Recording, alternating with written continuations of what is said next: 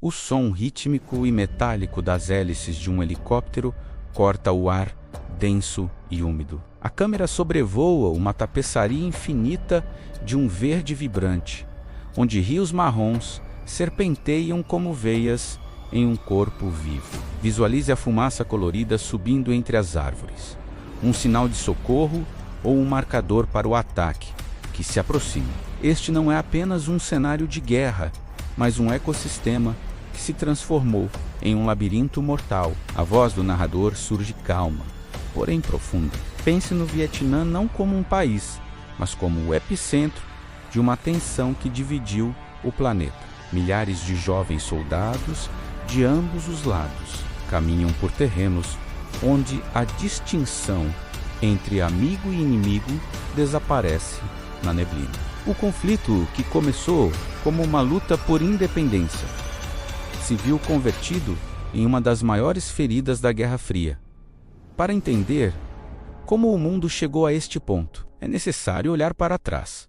A resistência vietnamita contra o domínio colonial francês moldou a identidade de uma nação que não aceitava mais correntes. Após a derrota francesa em 1954, o país foi dividido ao meio. Ao norte, o governo de Ho Chi Minh buscava a unificação sob o ideal comunista. Ao sul, um governo apoiado pelas potências ocidentais tentava resistir. Visualize a Conferência de Genebra decidindo o destino de milhões com o traçar de uma linha no mapa. Os Estados Unidos, movidos pela teoria de que se uma nação caísse sob o comunismo, as outras seguiriam o mesmo caminho, começaram a enviar conselheiros e recursos. O que era um apoio logístico logo se expandiu. Considere o peso de cada decisão tomada em escritórios distantes em Washington ou Moscou, que resultavam em botas tocando o solo lamacento do Sudeste Asiático. O ano de 1964 marca uma virada definitiva. O incidente no Golfo de Tonkin serviu como o catalisador para que o Congresso americano desse luz verde para a intervenção direta. Milhares de soldados desembarcam nas praias de Pau Da Nang, mas a guerra que eles encontraram não seguia as regras que aprenderam nos manuais. Pense na frustração de um exército convencional enfrentando a tática de guerrilha dos Vietcongues. Eles não buscavam uma batalha campal. Eles surgiam do solo, atacavam e desapareciam na mata fechada. O uso de túneis subterrâneos complexos permitia que o inimigo estivesse em todo lugar e em lugar nenhum ao mesmo tempo. A inteligência artificial hoje nos ajuda a mapear esses túneis com precisão, mas na época era um jogo de vida ou morte no escuro total. Visualize o brilho das explosões de napalm iluminando a noite, uma tentativa desesperada de retirar o esconderijo natural que a selva oferecia.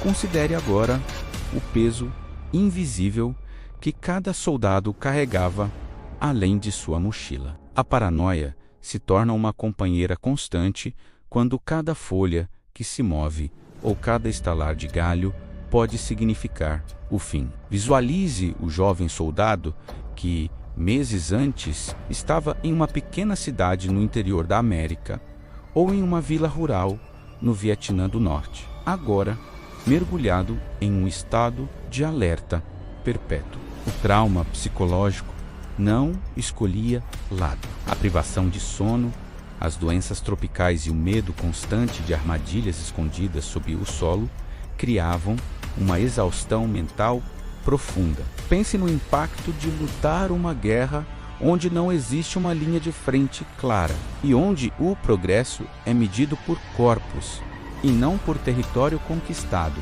A mente humana luta para processar tamanha brutalidade e muitos retornariam para casa com cicatrizes que nenhuma medalha poderia cobrir.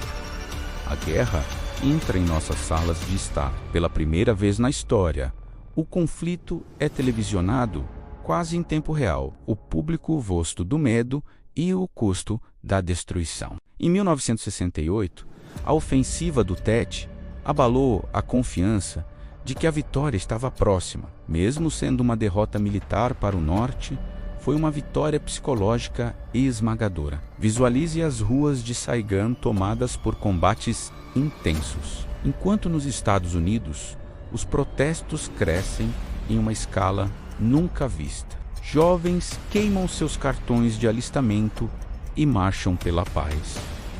A sociedade se divide. Considere o contraste entre o soldado que luta no pântano e o estudante que grita por mudanças na capital americana. A pressão política força o início de um processo lento de retirada, chamado de vietnamização, onde o peso do combate deveria retornar aos ombros das tropas do Sul. O fim se aproxima com uma rapidez que surpreende até os observadores mais atentos.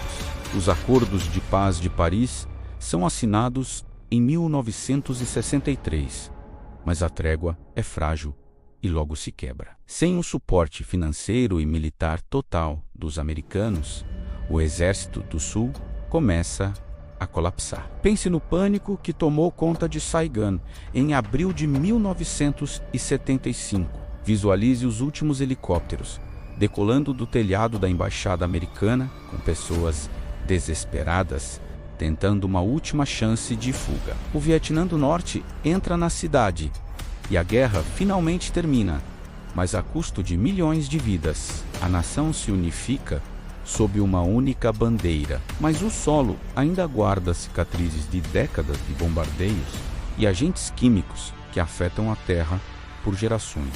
Hoje, o Vietnã é um país que olha para o futuro, mas cujas raízes estão profundamente enterradas na resiliência demonstrada naquele período. Os monumentos em Washington e os cemitérios em Hanoi servem como lembretes silenciosos de uma era de dor. Visualize os veteranos retornando aos campos de batalha, não mais com armas, mas com o desejo de reconciliação. A história nos ensina que o custo humano da guerra sempre supera as vitórias geográficas. Esta jornada de 20 anos mudou a forma como as nações se relacionam e como o público percebe o poder militar. Pense no Vietnã não apenas como um evento histórico, mas como um espelho que continua a refletir as complexidades da natureza humana e a busca incessante pela soberania.